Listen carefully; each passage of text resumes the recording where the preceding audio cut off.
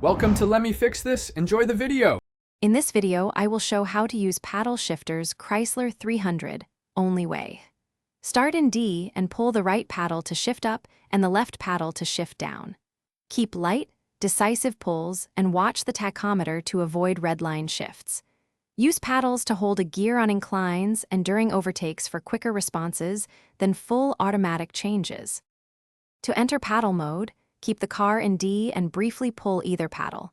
The cluster will show manual indication and the gear number. When active, small pulls change gears instantly, and the transmission holds that gear until you command a shift.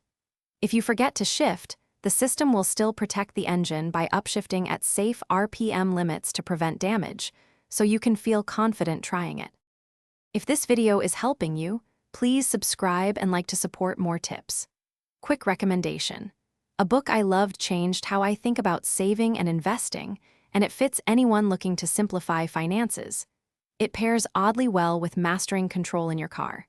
Check the description for the link and other deals, and pick it up if you want a thoughtful companion to smarter driving and money choices. Now let's get back to the video. Use paddles like a pro by planning shifts.